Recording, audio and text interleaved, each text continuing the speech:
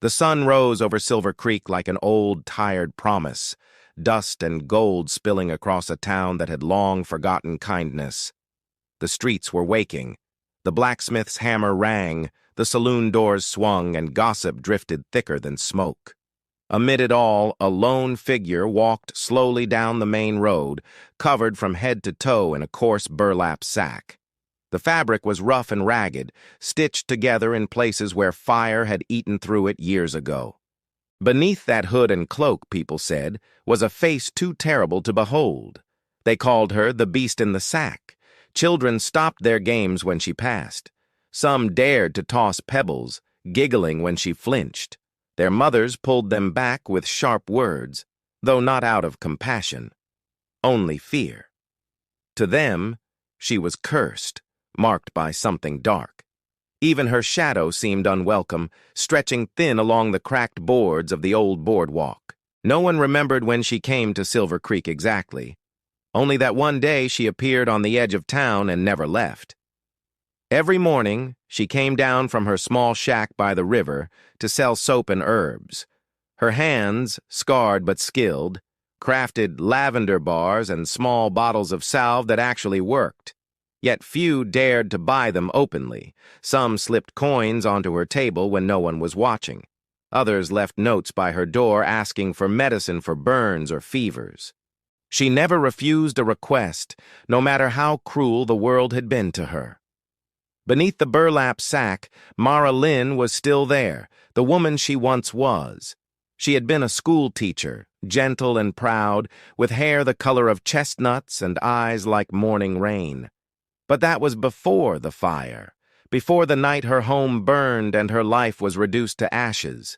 The fire had taken her beauty, her fiancé, and her faith in people. It left her with half her face scarred and her spirit sealed behind a rough shroud she would never remove. Sometimes, when the nights grew too quiet, she could still hear the laughter of those who had done it. Jealousy, rumor, and small-town cruelty had branded her a witch, a temptress, a thing to be punished, and so she learned to live unseen. The sack became her armor, a barrier between herself and the gaze that once adored her, but now only judged. On this particular morning, she moved slower than usual, her old basket heavy with unsold wares.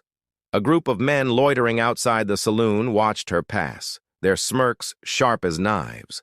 One of them muttered, "Ain't right," something like that, walking among decent folks. Another laughed. Mara said nothing. She had learned long ago that silence was safer than pride. But as she turned to leave, her eyes caught the reflection in a store window. The burlap hanging limp, the outline of a woman who had once been more than a ghost. The sight ached deep inside her chest. If I could disappear entirely, I would, she thought. Yet, for all her pain, she had nowhere else to go. The world beyond Silver Creek was just as cruel, and here at least she had her small cabin, her river, and the memory of who she used to be. As the wind tugged at her hood, a faint whisper escaped her lips, lost in the morning breeze. Just one day without the stairs. She did not know that someone new was already riding toward Silver Creek, a man who would not look away when he saw her, a man whose heart was too big for this small, bitter town. But for now, she was still the beast in the sack, alone, unseen, and unaware that her life was about to change forever. The next morning dawned hotter than usual, the kind of heat that shimmered off the dusty road and made even the horses look weary. Silver Creek stirred to life beneath a copper sky, its people settling into the rhythm of another hard day. But that morning, something unusual happened. A shadow stretched across the horizon, long and steady, the shape of a rider unlike any the town had seen before. Elias Boone rode a black stallion, broad-chested and calm, the sort of horse that reflected its master's temperament. He was a giant of a man, tall as a doorway, shoulders like a wall of oak, with hands rough from years of ranch work. His hat sat low, casting a line of shade across eyes the color of storm clouds. He wasn't a man who talked much, The world had taught him silence, the same way it had taught him loss. Word spread quickly through town.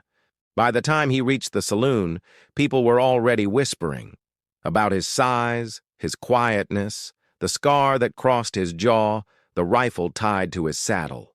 He dismounted slow, every motion deliberate, like a man carrying too much memory. Inside the saloon, he asked for water, not whiskey. The bartender, surprised, poured it with trembling hands. When Elias spoke, his voice was deep and calm, carrying the kind of weight that made people listen. "I'm looking for work," he said simply. "Heard McGraw's ranch is short on hands." That was true. The McGraw Ranch, largest in Silver Creek, had been struggling after a dry season and a string of thefts. Elias had drifted from place to place since losing his family's land to drought and debt. He wasn't searching for riches, just a place to rest, to work, maybe to start feeling like a man again instead of a ghost. He stepped outside soon after, water jug in hand, when he saw her. At the edge of the marketplace, the woman in the sack stood behind her small wooden table, arranging bars of soap in careful rows. Her movements were precise, delicate, like each piece of work held her together. The crowd around her wasn't kind. A group of young men snickered nearby, whispering cruel jokes. A few women turned their backs, and yet she stood there, silent, steady, pretending not to hear. Elias's brow furrowed. He had seen cruelty before, in men, in nature, in himself. But something about this quiet mockery stirred a strange anger in him. She didn't look up, didn't fight back. It wasn't weakness. He recognized that right away. It was exhaustion, the kind of weariness that comes from surviving too many battles alone. When one man reached to tug at her hood, Elias's hand shot out faster than a whip. His voice dropped low, the kind that froze air. "Don't." The man turned, ready to fight, but stopped when he saw Elias's size. The cowboy's eyes weren't angry. They were something worse, disappointed. The kind of look that made a man feel small. Muttering under his breath, the heckler backed away. Mara didn't speak. She didn't thank him, didn't even lift her head. She only clutched her sack tighter and turned away, her steps quick and uneven. Elias watched her go, a flicker of sorrow tightening his chest. He didn't know her story, but he knew what it meant to be an outcast, to be looked at and not seen. Later, as he led his horse toward the ranch on the outskirts of town, the image of her lingered. The sack, the way her shoulders trembled, the silent endurance. It all stayed with him. Somewhere deep inside, a promise began to form, though he didn't yet know it, that he'd find out who she really was, and why the world had turned its back on her. And perhaps, for the first time since losing everything, Elias Boone began to feel that his arrival in Silver Creek wasn't by chance at all. The town square of Silver Creek was a cruel place on market day. The air shimmered with heat, dust clung to boots, and gossip stuck to every word like sap. Vendors shouted over one another, horses whinnied, and laughter, sharp and mocking, rose from the crowd gathered near the well. At the center of it all stood Mara Lynn, the woman the town called the Beast in the Sack. She had come down, as she always did, with her small basket of soaps and herbal oils. Her burlap covering hung heavy that day, the coarse fabric sticking to her neck from sweat. She kept her eyes low, focusing only on her wares. Her heart beat fast, not from fear of attack, but from the memory of what always came next. The whispers, the snickers, the sting of being noticed only to be hated. At first, it was just the usual taunts. "Hey, Beast, how's the swamp smell today?" a young man jeered. Another laughed. "Maybe she's hiding a demon face under there." A few people tried to hush them, but their protests were weak. No one really meant to help her. They never did.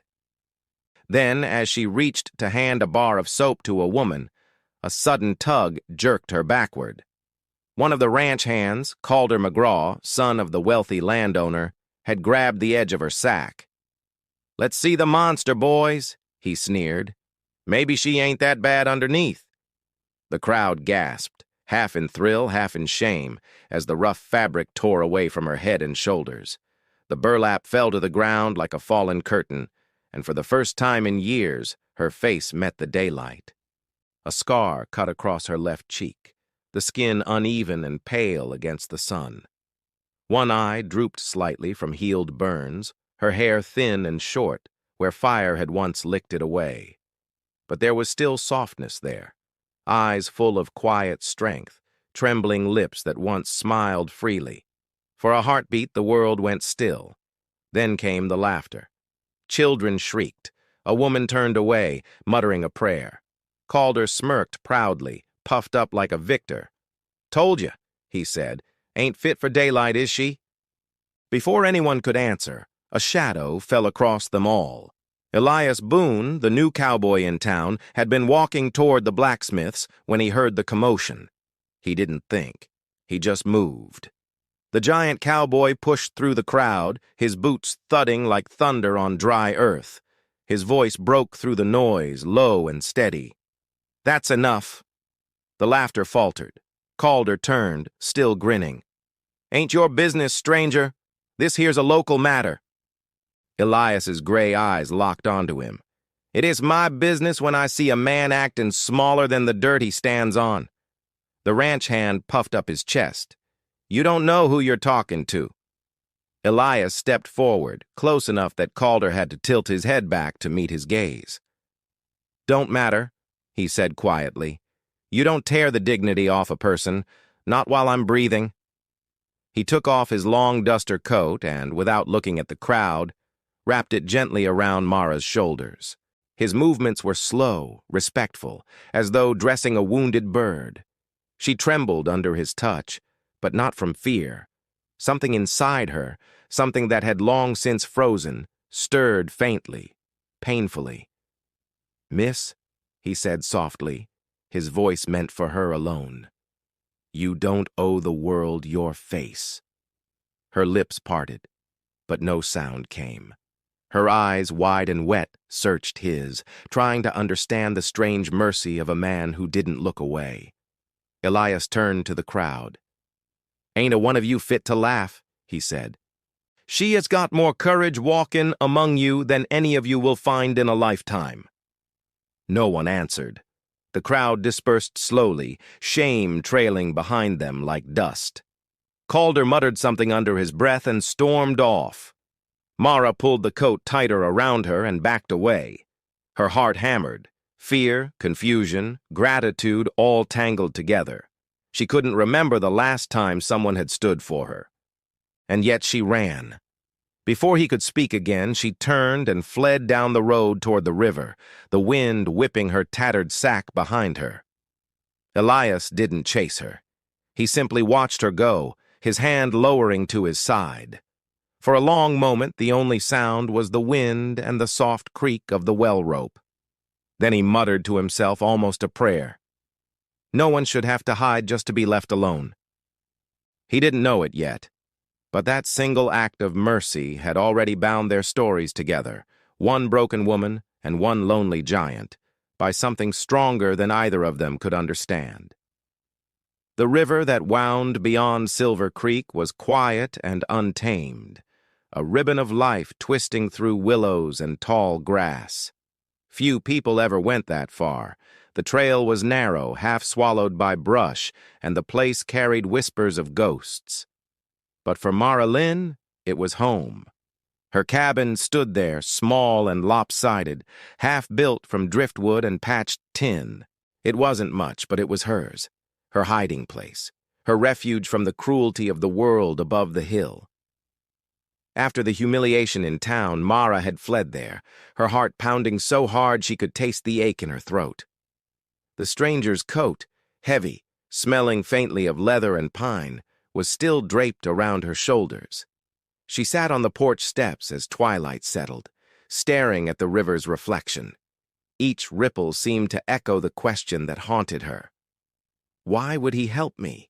For years she had lived with the certainty that kindness was a thing lost to her. Yet the look in his eyes, steady, warm, unflinching, had shattered that certainty like glass. She should have felt grateful, but gratitude was tangled with something scarier. Hope. Hope that maybe someone, someday, could see her without flinching. That night, she tried to return the coat. She walked halfway toward town, coat folded in her arms. But fear turned her around before she reached the lights. Instead, she left it hanging by the fence near the river, whispering, "Thank you, whoever you are." The next morning, when she opened her door, the coat was gone, but a small paper sack rested on her step. Inside was a loaf of bread, a tin of coffee, and a note written in careful, blocky handwriting. "You don't owe the world your face. Just keep walking tall." It wasn't signed. Mara stared at the note for a long time, her fingers trembling. She hadn't heard words like that in years. Words without judgment, without pity. Her throat tightened. She tucked the note into a drawer and sat by the fire, unsure whether to smile or cry. Over the next few days, small things began to happen. She'd wake to find her firewood stack freshly cut, her fence mended, or her bucket filled at the well. At first, she thought maybe it was the sheriff or one of the old women from town. But deep down, she knew. The giant cowboy, the one whose eyes had held no disgust. And sure enough, one evening as the sun dipped behind the hills, she caught sight of him. Elias Boone was down by the river, crouched beside his horse, repairing a broken stirrup. He didn't see her watching, or if he did, he pretended not to. When he rose, his height blocked the fading sun, his frame enormous and calm. He placed a small parcel on her porch and tipped his hat politely before heading back through the willows. Inside the parcel was a jar of honey and another note. "The bees near town make good medicine. Thought you might use some." That was how it began, their wordless friendship built through quiet offerings and acts of care. Mara never invited him in, and Elias never forced his presence. Instead, he worked around her cabin like a guardian ghost, fixing, building, and leaving without a sound. Sometimes she'd catch him glancing her way, just for a moment, and she'd look down quickly, heart fluttering like a trapped bird. The people in town began to notice, too. They whispered about the giant fool spending his time helping the beast. But Elias didn't care for whispers, and Mara was learning not to either. For the first time in years, she found herself tending her garden again, humming quietly as she worked. And though she still wore her sack when she went to town, beneath it there was a new steadiness, a small light beginning to glow. She didn't yet know it, but each small act of kindness was mending her spirit thread by thread. And out there by the river, under a vast blue sky, a friendship, fragile, gentle, and real, was beginning to take root. The days turned to weeks, and the rhythm of quiet companionship settled over the river valley. Mara no longer flinched at the sound of footsteps outside her cabin. If she heard the crunch of boots or the soft whicker of a horse, she knew it was him. Elias Boone never asked for anything, never pried, never crossed the invisible line she'd built between herself and the world. Yet somehow, his silence spoke to her more than anyone's words ever had. One golden afternoon, as sunlight filtered through the cottonwoods, Mara found Elias by the water's edge. He was mending one of her fishing nets, big fingers surprisingly careful with the delicate twine. The sight made her chest tighten, this giant of a man, stooping low, working quietly as if he'd always belonged there. "You don't have to do that," she said softly, her voice rasping from disuse. He looked up, startled. It was the first time she'd spoken more than a handful of words to him. "I know," he replied. "Doesn't mean I don't want to." For a long moment neither spoke. The river gurgled between them, carrying away the silence. Then, perhaps because the afternoon light made her feel safe, or perhaps because she was simply tired of holding it all in, Mara began to talk. She told him her name first, hesitant as if testing whether it still belonged to her. "Mara Lynn," she said, her voice breaking slightly. "I was a teacher once. Used to teach the town's children to read and write. Elias set the net aside and listened, his eyes steady, patient. He didn't interrupt, didn't look away from her face. She told him about the fire, the night that had ended everything. She had been engaged to Thomas Harlan, the sheriff's son, a kind young man who believed she was too good for a town like Silver Creek. When Thomas died suddenly in a stable fire, people blamed her. They said she had bewitched him, that she'd lured him away from decency. The sheriff, too broken with grief to defend her, turned his back. One night, the townsfolk came with torches. They shouted her name, threw stones, and when she wouldn't come out, they set her small house alight. She had barely escaped through a back window, her face and hands burned as she crawled into the river. No one came to help her. By morning, the house was ash, and she was gone. The town believed she had died. When she returned months later, scarred, half-wild, and cloaked in a burlap sack, they began calling her the beast in the sack. Elias's jaw tightened, his eyes darkening with quiet fury. He didn't speak for a while, just sat with the truth of it, the enormity of her pain. Finally, he said, "You didn't deserve that." Mara gave a hollow laugh. "Deserve's got nothing to do with it.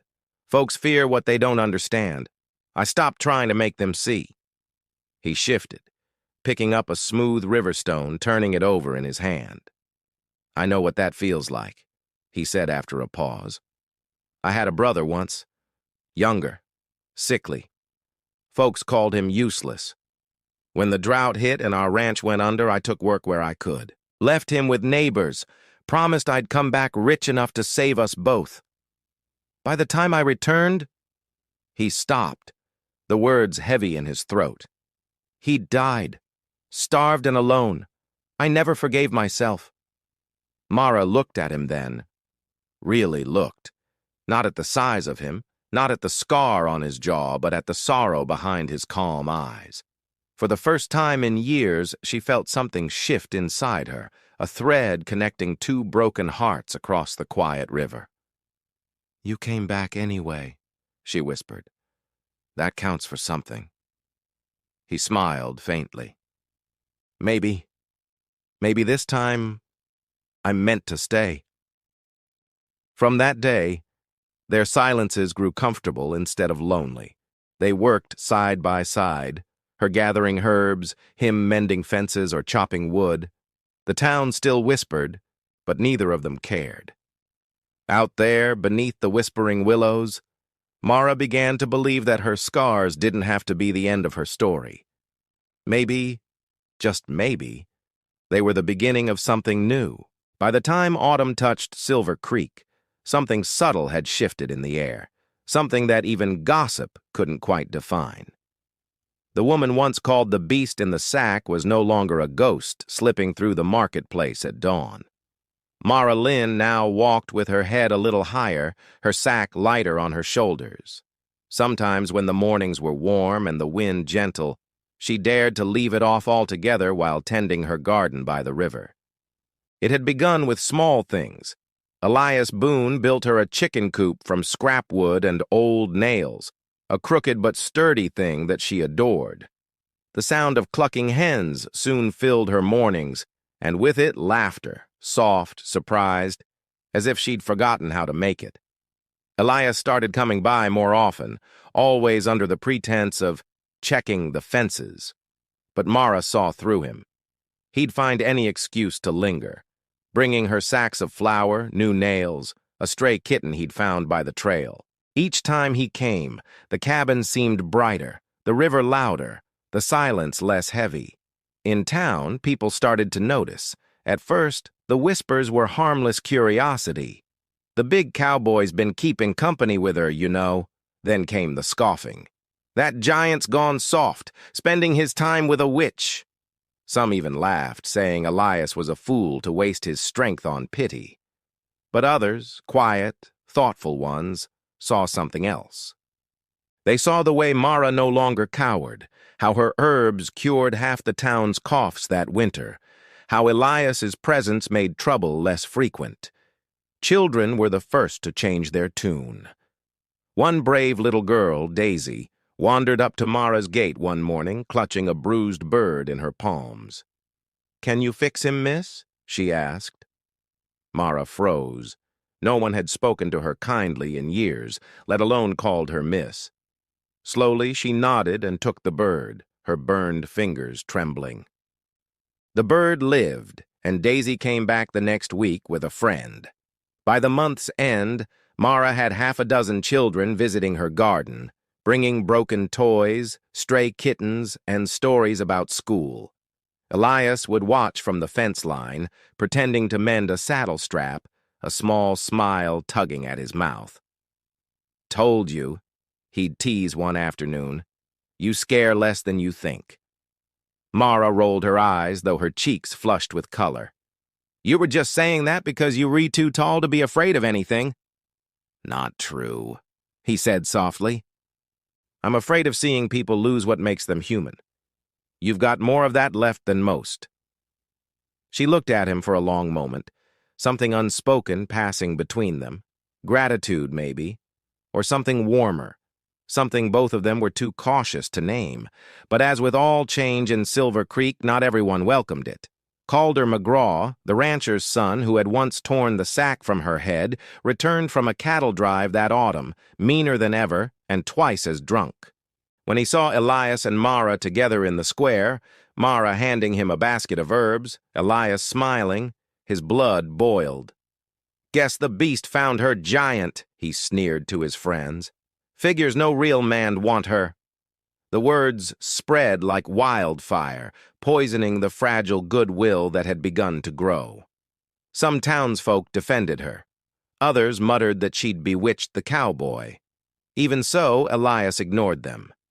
He stood beside her in the marketplace, unbothered by the stares, his hand occasionally brushing hers when he passed her coins for soap.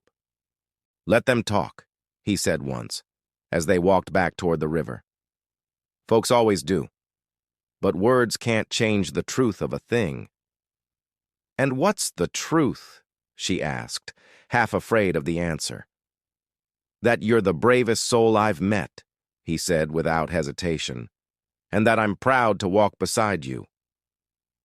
That night, as the river murmured and the crickets sang, Mara sat on her porch and let herself smile fully, for the first time in years. The sack hung unused by the door. Inside her chest, something fragile but fierce was blooming again. But peace, she knew, never lasted long in Silver Creek.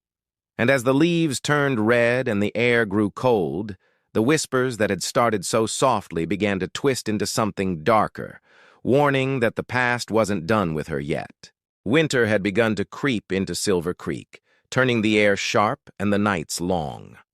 Frost rimmed the riverbank like silver lace, and the smoke from Mara's chimney curled steadily into the pale sky.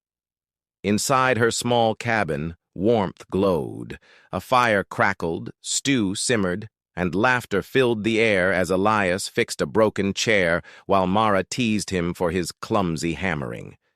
It was the kind of peace neither had dared to dream of, and for a while it seemed the town's cruelty had finally tired itself out. People had grown used to seeing the pair together. Some even waved now when Mara passed, though most still averted their eyes. To her, that was enough. Acceptance, she had learned, didn't need applause. It only needed quiet. But Silver Creek had long memories, and bitterness always found its way back home. The trouble started the day Calder McGraw returned. He was the kind of man who thought the world owed him something. Broad-shouldered, loud, and mean from drink. He'd been away for months, driving cattle and gambling his father's money. Now, broke and bitter, he came back to find that his name no longer ruled the town's whispers. People spoke instead of the giant cowboy and the beast woman by the river. It burned him like acid. The first time Calder saw them together was at the blacksmith's. Elias was loading lumber onto his wagon, while Mara waited nearby, her face uncovered, talking with the blacksmith's wife. Calder's mouth twisted into a sneer. "Well, I'll be damned," he drawled loud enough for all to hear. Didn't think the beast would find a keeper." The words cut through the air like a whip. The blacksmith froze. Mara stiffened, her hands trembling around her basket. Elias turned slowly, his shadow stretching over the ground like a storm cloud. "Say that again," he said quietly. Calder smirked, half drunk on arrogance. "I said—" He didn't finish. Elias's hand shot out, gripping him by the collar, lifting him clean off the ground. The cowboy's voice was low, calm, but full of iron. "You've got a choice, McGraw. Walk away, or I make sure you don't stand again." Calder spat in his face. "You'll regret this, Boone. You think you can save her? She's poison. Always was." Elias dropped him hard. "Get out of my sight." Calder did, but not before his eyes glinted with something dark, hatred and humiliation twisted together. That night, as the wind howled through the canyons, Mara sat by the fire, quiet and tense. "You shouldn't have done that," she whispered. "Men like him don't forgive." Elias looked up from where he sat, sharpening his knife. "I don't care for forgiveness. I care for what's right." But even as he spoke, unease crept through him. He'd seen that kind of look before, the kind a man wore when pride curdled into vengeance. Days passed and nothing happened. Calder stayed drunk, picking fights, muttering about teaching lessons. Elias kept close to Mara's cabin, never saying he was guarding her, but always finding excuses to stay near. The air grew colder, the snow deeper, and then, one night, it came. Mara woke to the smell of smoke. At first, she thought it was her fire, but when she opened her door, her blood ran cold. The woods behind her cabin blazed orange, flames licking up the trees, sparks falling like stars. She heard horses, laughter, men shouting. "Burn it again!" someone roared. Her cabin caught next, the dry wood snapping and hissing. Mara screamed, backing away as the heat roared toward her. Before she could flee, a massive shadow burst through the smoke. Elias. His coat was thrown over his mouth, his arms outstretched. "Mara!" he shouted. "Come here!" She ran to him, choking, the fire curling behind her like a beast reborn from her nightmares. Elias lifted her as if she weighed nothing, throwing his coat around her and barreling through the flames. The cabin groaned, then collapsed in a shower of sparks just as they reached the riverbank. They fell to their knees in the cold mud, gasping, smoke staining their clothes and skin. Mara looked back at the ruins, her home, her years of solitude, her fragile peace, all gone. Tears streaked her soot-covered face. "It's happening again," she whispered. Elias turned to her, his eyes fierce beneath the glow of dying fire. "Not this time," he said. "Not while I'm still breathing." And as the flames devoured her cabin, the giant cowboy silently vowed. This time, Silver Creek would answer for what it had done. The morning after the fire, the entire town buzzed with noise. Smoke still clung to the hills like an accusation that wouldn't fade, and people whispered as they gathered in the square. Word had spread that Elias Boone, the giant cowboy, had beaten Calder McGraw half to death. The sheriff's men had found Calder near the saloon, bloodied, bruised, and barely conscious. His jaw broken, his ribs cracked. Elias hadn't denied it. He'd walked straight into town that morning, coat torn, eyes hollow from a sleepless night. He stood before Sheriff Grady and said in a voice like gravel, "If you're looking for the man who hurt McGraw, you found him." The sheriff, a tired man with a fading badge and too many debts to the McGraw family, saw his chance. "Then you'll stand trial," he said, though everyone knew that in Silver Creek, trial was just a word people used to make cruelty sound proper. Mara had followed Elias into town despite his protests. Her hood was gone, her face uncovered for all to see, the scars pale against the morning light. The townsfolk gasped, stepping back as if she were plague-born. Yet she didn't flinch. She stood straight, clutching the edges of her shawl, her voice steady. "He saved my life. Those men burned my home. Calder led them. But no one wanted to listen to her. The sheriff's eyes darted nervously from her face to the crowd. "You can't prove that," he said. "McGraw says you lured him there, says you tried to hex him." The words fell like poison, and a murmur rose among the people. "A witch!" someone hissed, "just like before." Mara's stomach twisted.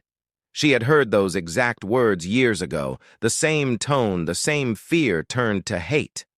Elias took a step forward, his shadow swallowing the sheriff's boots. "You calling her a liar?" he said, his voice low and dangerous. "Stand down, Boone," Grady warned. "You've done enough."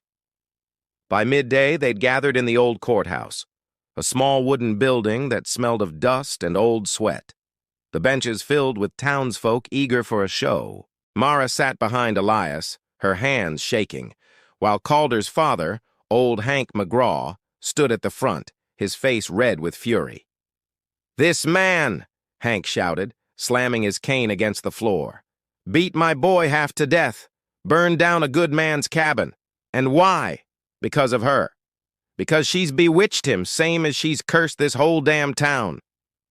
The crowd murmured agreement. The sheriff nodded solemnly, as though reason were on their side. Elias stood. He didn't shout. He didn't beg. He just spoke the truth. "Your son burned her cabin, tried to kill her. I stopped him." "Liar!" Hank bellowed. But before anyone could speak again, a quiet voice rose from the back of the room. "He's telling the truth." All heads turned. It was Nettie Brown, the blacksmith's wife. Her hands twisted in her apron as she stepped forward. "I saw Calder and his men ride out last night with torches. They said they were going to clean the filth from the river." A stunned silence fell. Then another voice joined, young Peter, the stable hand. "I helped them with their horses. They was drunk and laughing. Calder said he'd finish what the town started years ago." Whispers rippled through the room. The sheriff paled. Old Hank opened his mouth, but no sound came out. Mara's breath caught in her throat. For the first time in years, someone had spoken for her. Someone other than her. Elias looked around the room, his jaw tight. "You all saw what they did to her once. You all let it happen. You gonna do it again?" No one met his eyes. Shame hung heavy as smoke. At last, the sheriff cleared his throat. "Case dismissed," he muttered. "McGraw's men are to answer for the fire. Boone, you're free to go." Elias turned to Mara then. Her face glistened with tears, not of sorrow this time, but of disbelief. For the first time, justice hadn't turned its back. As they stepped out into the cold afternoon, the people of Silver Creek parted for them. Not out of fear, but out of something quieter, heavier. Respect, perhaps, or guilt. Mara looked up at Elias. "It's over," she whispered. He shook his head gently. "No, Mara, it's just beginning." Behind them, the courthouse bell tolled once, a hollow sound that seemed to mark the end of an era. For Silver Creek, it was a reckoning long overdue, and for Mara, it was the first step toward being seen not as the beast in the sack, but as the woman she had always been. The days that followed the trial were uneasy ones. Silver Creek felt different, like a town holding its breath. People still whispered, but not with mockery this time. There was shame in their voices, guilt in their glances. Some brought Mara gifts quietly, fresh bread, a shawl, a jar of honey, never saying much, just leaving them by her rebuilt door and walking away. Others still crossed the street when she passed, unsure what to make of her, unsure how to unlearn years of cruelty. Elias helped rebuild her cabin piece by piece. He worked from dawn till dusk, his broad shoulders glistening with sweat, his hands splintered from labor. He said little, but every nail he drove into the wood was a wordless promise. "You're safe now." Mara, too, worked beside him, her hands finding purpose again. When she looked at the half-finished cabin, she no longer saw the wreckage of her past. She saw the beginning of something new. Still, beneath the calm, unease coiled in the shadows. Calder McGraw hadn't been seen since the trial. Some said he'd gone to another town. Others said he was nursing his wounds and his hate in silence. One evening, just as the sun began to bleed over the horizon, Elias saddled his horse. "Going to town for supplies," he said, though his tone carried a hint of worry. Mara nodded, though her heart tugged with unease. The last light of day painted the sky in shades of fire, the same color that haunted her dreams.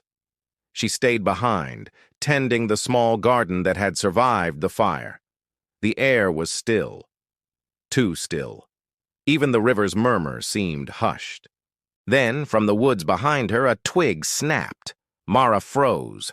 Her hand went instinctively to the knife on the table, her breath quick and shallow. "Who's there?" she called. No answer, only the soft rustle of leaves, the whisper of boots through frost. And then he stepped from the trees. Calder McGraw. His face was half-healed, half-mad, his jaw still crooked, his eyes burning with something unholy. He looked like a man hollowed out and filled with rage.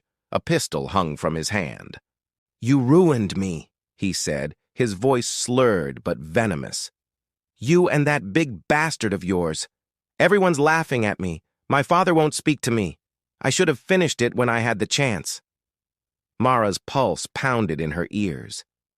"Please, Calder," she said softly. "You've done enough harm." He laughed, a sharp, broken sound. "Harm? You think this is harm? This is justice." He raised the pistol. Before he could pull the trigger, a shadow moved behind him, a massive silhouette framed by the dying sun. Elias.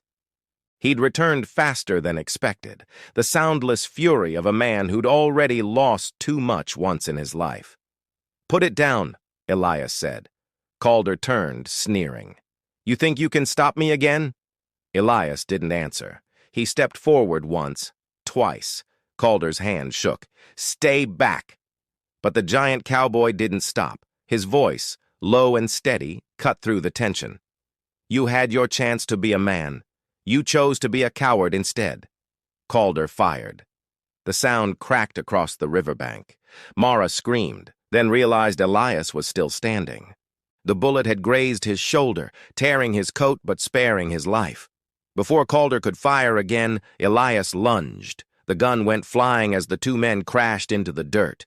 It wasn't a clean fight. It was raw, desperate. Calder swung wildly. Elias absorbed the blows, then struck once, hard. The younger man crumpled. Elias stood over him, chest heaving, fists clenched. For a long moment, the only sound was the wind. Then, softly, Elias said, "No more." He turned away, leaving Calder groaning in the dirt. Mara ran to him, tears streaking her face. She pressed her hands to his bleeding shoulder. "You're hurt." He shook his head, breathing heavily. "It's nothing." Behind them, the sun slipped below the horizon, leaving Silver Creek bathed in the cool quiet of dusk. Calder lay still, broken but alive, his hate extinguished at last. Elias looked out over the dark river, then down at Mara, whose eyes shone not with fear, but fierce love. "It's over," he said. She nodded. "No," she whispered. "Now it truly begins." And as night settled around them, the river carried away the last ashes of what once was, the beast, the curse, the whispers. In their place, something stronger rose, forgiveness, love, and the quiet courage of two souls who had finally found each other. Spring came softly to Silver Creek that year, the first in many seasons that didn't feel haunted by old ghosts. The snow melted into silver threads that ran through the hills, and wildflowers began to bloom along the riverbank, bright, stubborn little things that dared to grow where fire once devoured. Mara often knelt beside them, planting new seeds with bare hands that no longer trembled. Her cabin stood strong again, rebuilt by her own labor and Elias's strength, its walls smelling of fresh pine instead of smoke. Life had quieted. The town no longer called her the beast in the sack. Some still whispered the name, but without malice. It had become a story, a reminder of what cruelty could cost and what courage could restore. The woman herself no longer hid her face. The scars, pale against her sun-browned skin, had become part of her instead of her shame. When she smiled now, people saw beauty, not the fragile, polished kind she once had, but a beauty that had been burned, buried, and reborn. Elias stayed by her side, though he still rode out sometimes to work on distant ranches. Each time he left, she stood at the edge of the river and waved until he disappeared into the horizon. And every time he came back. That was enough. They didn't need a wedding or words. They had each other, and that was a vow stronger than any spoken one. The town slowly changed, too. Nettie Brown, the blacksmith's wife, often visited Mara for herbs and advice. The stable boy, Peter, came to learn how to make salves for horse wounds. Even the sheriff began to nod to her when they passed. Silver Creek had learned that monsters were often made by fear, not born of it. Still, there were nights when Mara woke from dreams of fire, the crackle of flames, the laughter of men, the sting of betrayal. But when she turned, Elias's arm was always there, heavy and steady around her. His voice, deep and low, would murmur, "You're safe now, Mara. You're safe." One evening, near sunset, a group of travelers came through town. Among them was a little girl with a burn on her arm, red and angry from a cooking accident. The townsfolk pointed them to Mara's cabin. The girl's mother hesitated at first, clearly nervous, but when Mara opened her door, her smile was gentle and kind. "Come in," she said softly. "Let me help." As Mara cleaned and bandaged the wound, the little girl stared at her face, the scarred cheek, the mismatched skin. For a long moment, Mara felt that old, familiar sting of self-consciousness. Then the child spoke in a small, curious voice. "Did it hurt?" Mara smiled faintly. "Yes," she said, "but not anymore." The little girl nodded as if she understood something deeper than words. "It's pretty," she whispered. Tears filled Mara's eyes. No one had ever said that before, not once. When the travelers left, Elias found her sitting by the window, the golden light wrapping around her like a halo. "What are you thinking?" he asked. She looked at him, her lips curving into the smallest, most peaceful smile. "That I'm done hiding," she said. "All those years I thought I was ruined, but maybe I was just being remade." Elias stepped closer, brushing his fingers against her cheek, not to pity, but to honor. "You've always been whole, Mara. You just needed someone to remind you." Outside, the sun dipped low, turning the river into a ribbon of molten gold. The town's church bell rang faintly in the distance, calling folks to supper. For the first time in a long, long while, Mara didn't flinch at the sound of people's voices. She rose, took Elias's hand, and together they walked toward the town. Heads turned as they passed, but no one looked away. Some smiled, others simply nodded. And in that moment, Mara knew she was no longer the beast in the sack. She was a woman, seen, known, and free. The wind carried her laughter down the dusty street, blending with the hum of the evening. A sound of peace, of healing, and of love that had weathered every flame and whisper.